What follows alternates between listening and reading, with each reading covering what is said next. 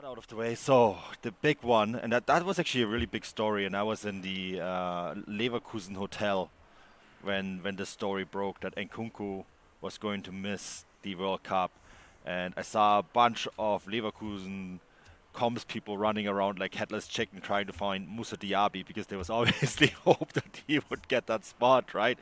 And I think there was a chance. I think Diaby and Kolo were both on the list as possible replacements. I think in the end of the day, I think it's quite fair that Kolo got the call up because he's been incredible for Frankfurt, and Diaby has been really kind of hot and cold, and it's not exactly the same kind of player. So here we are. But Nkunku, I think there is these links to Chelsea are so strong, and the story that he had a medical in August, right? I think outside of Frankfurt, that there is a deal in place with Chelsea to sign him for I think 60 million euros.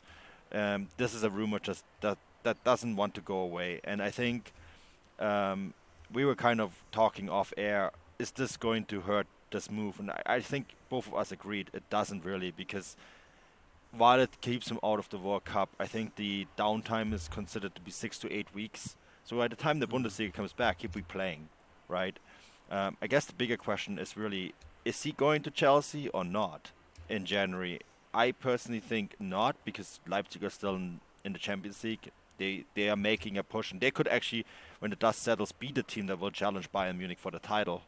And I just can't see it happening in January. What's your thoughts on this? Yeah, I kind of agree with you, to be honest with you, in that regard. If you were to look at how things are at Leipzig right now, it's a very different environment to what it was, at the start of the season when these kind of rumours and stories began to surface. Marco Rosa's came in there and he's really managed to turn things around very quickly. Quite spectacularly too. They've managed to crawl back up to the top four before this first half of the season finished. They were able to get out of their Champions League group quite spectacularly. I was at that game against Real Madrid and it felt like a cup final, to be honest with you. And it felt like a game in which Nkunku himself not really announced himself to European football, because we all know who he is and what he can do, but it was a night in which he was having a lot of fun saying, look, I can kind of dance in between the best defenders in the world and still do what I can do. So you could see he was having a lot of fun with it, and there's no real inclination that he's going from week to week just kind of passing time and hoping that he can move club at the first available opportunity. Obviously he signed a new contract, I think it was this summer, it was maybe last summer, I think it was this summer, and Guardiola this summer. My understanding is that both players have contracts that although they have no official release clause, basically have a gentleman's agreement which allows the club to sell them for the right fee. Basically these contracts were extended so the club could say they could keep the player value high. So when a Chelsea comes along, Leipzig are allowed to say, well, he's got X amount of years in his contract, so you have to pay up for him. So that was understanding between the player and the club, which I think probably suggests that a deal will get done at some point. I guess we just have to wait and see what will happen in January. But the funny thing is that since this, not only has things changed at Leipzig, but things have also changed at Chelsea as well. Thomas Tuchel has moved on. Graham Potter's come in, and I think he's a very good head coach, but he's struggled to the extent that anyone considering a move to Chelsea in January is probably thinking, well, I'm moving in the middle of a very tricky transition season. Chelsea aren't going to be challenging for the Champions League. They're not going to be challenging for the Premier League. So if you are Christopher Nkunku, you may be wondering, well, what exactly am I stepping into here? And it's not as if Chelsea are kind of struggling for wide players and forward players as well. So he might not exactly even begin getting a starting role to a large extent. Although I'd be quite surprised if he didn't. But yeah, so I think I can understand why the kind of pushes, why Chelsea themselves may push to get the deal over the line in January. And of course, it's also worth bearing in mind that Leipzig already have a ready-made replacement in Timo Werner, who they signed from Chelsea, obviously. And I remember at the time we talked about this, I was just entirely baffled why Chelsea, when they were selling Timo Werner, didn't say, right, well, while we're here, why don't you give us Nkunku and we can come to some sort of agreement? But I guess the intricacies and mysteries of Chelsea's transfer strategy is a discussion for another day. But yeah, so I guess on paper it certainly could happen. But if you actually look at the sporting how both clubs are kind of lining up right now, I wouldn't be surprised if Nkunku, who has always struck me as a very kind of level-headed guy at Leipzig, I'd be very surprised if he turned around and said, yeah, do you know what, I want to jump ship in the middle of a good season to jump into this kind of Chelsea circus, which it is at the moment, unfortunately. I think it's also worth bearing in mind what's going on at Leipzig at the moment, right? The owner, Mateschitz, has died. I guess, was that last month? It's not long ago. And the club, because of that, is also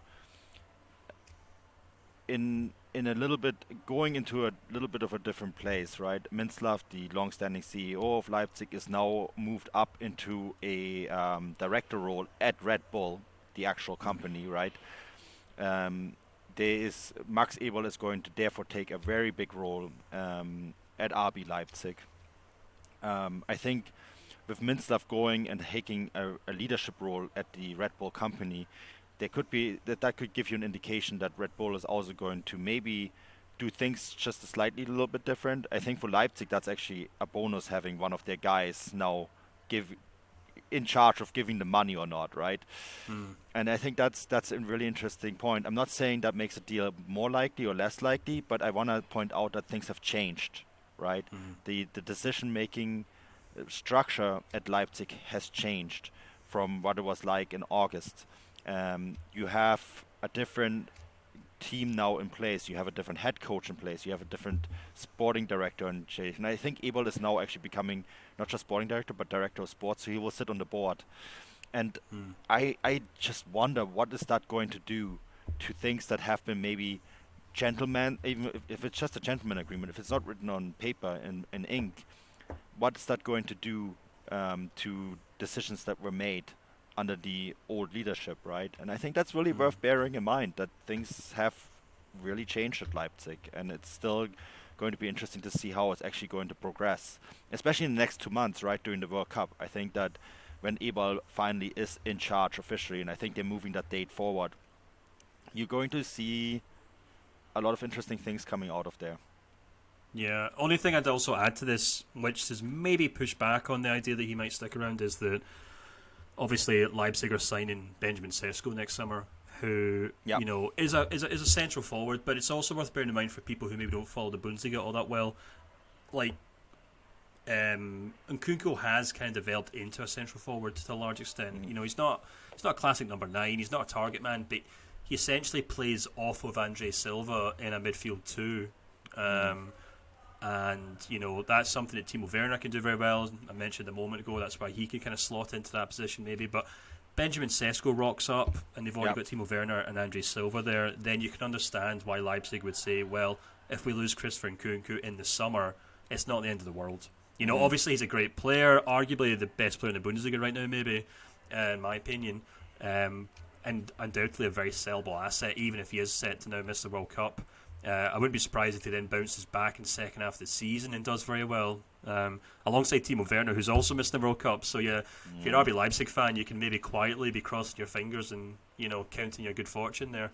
But yeah, so I think in a large extent, I think as we've talked about before in this pod before, Leipzig are so good at this. They're always thinking 2 or 3 steps ahead, and when it comes to Nkunku, they've already got one replacement. They've arguably got a second one coming in the summer.